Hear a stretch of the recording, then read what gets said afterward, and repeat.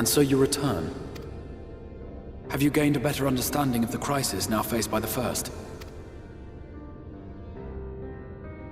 Better is not the word I would use. Some lands may have been spared the flood, but the survivors live only to suffer. There seems no end to the horrors inflicted by the Sin Eaters.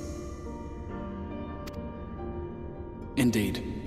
Those abominations are a calamity in their own right. And I can well imagine how hopeless the task of eradicating them must seem to you. But after countless battles and untold sacrifice, we have identified a potential weakness. Sin Eaters are drawn to serve the strongest of their kind, a class of creature we call Light Wardens. And from what we have been able to ascertain, only a handful of these entities exist. Just as an ant colony will perish in the absence of its queen, we believe that the death of a Light Warden will cause the lesser creatures within its sphere of influence to disperse. I have a feeling Yulmur might have something to say about any concerted action we take against these monsters. Vorthra's command over the Sin Eaters is integral to Yulmuran society. In seeming to guarantee his people's safety, it guarantees their obedience. He will not take kindly to us depriving him of such useful allies. Agreed. Thus we will need to occupy or otherwise divert his forces whilst we proceed with the business of eliminating the Wardens. Until we have done so, all other considerations must be set aside if we are to forestall the 8th Umbral Calamity.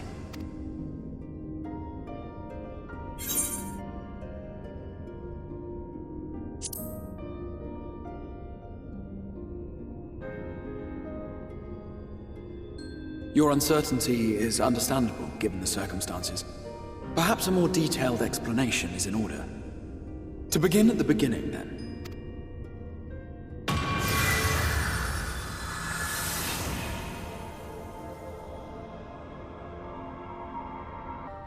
In the ancient past, a single star was divided into 14 worlds.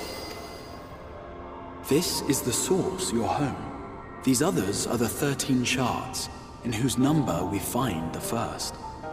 Though physically separate, they retain a connection to each other, and with the source especially. Now, let us assume that a given element in one of the shards attains abnormal ascendancy. Just as water will flow from the highest point to the lowest, the excess energy will begin trickling into the source.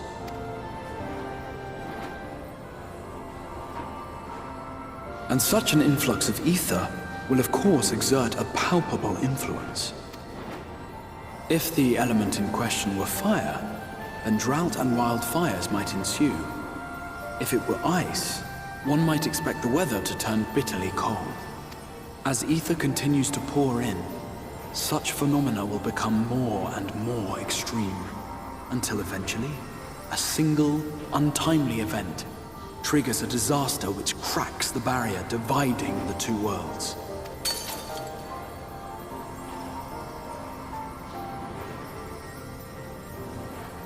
What was once a trickle now becomes a deluge, sweeping the shard along to be rejoined with the source. At the same time, the element which held sway in the shard is unleashed in full, its energies amplifying the original disaster to truly catastrophic proportions. An earthquake thus magnified might strike with enough force to shatter continents. A tidal wave might swell to a size capable of drowning entire nations. These devastating events are what we refer to as umbral calamities. 7 times has a calamity befallen the source. 7 times has a shard been absorbed.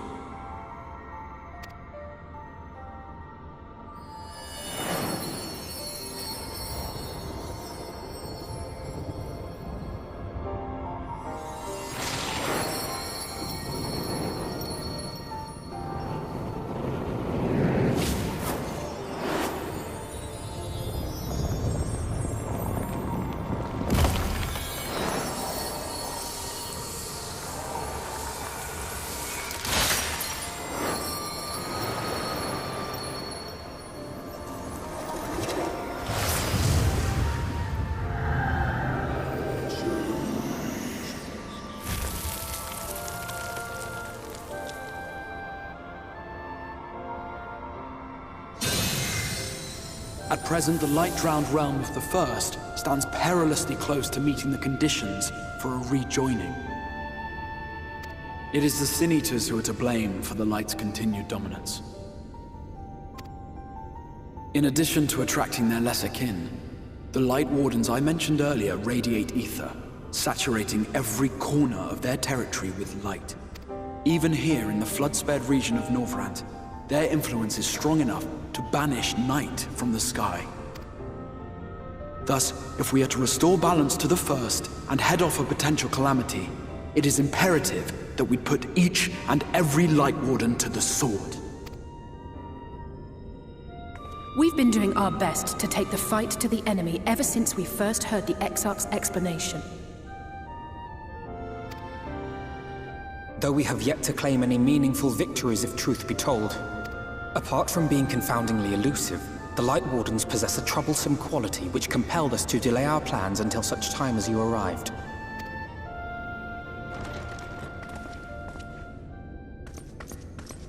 Forgive the interruption, my lord, but Hallminster Switch is requesting reinforcements. They say the Sin Eaters are attacking in force, and the village could soon be overrun.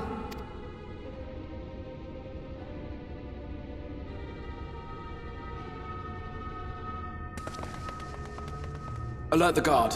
We should be prepared in case the fighting reaches the Crystarium.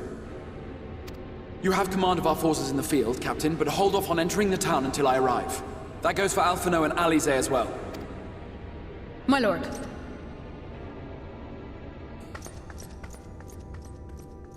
Pray, lend us your strength. Such a fight will provide you with far greater insight than any explanation I could offer.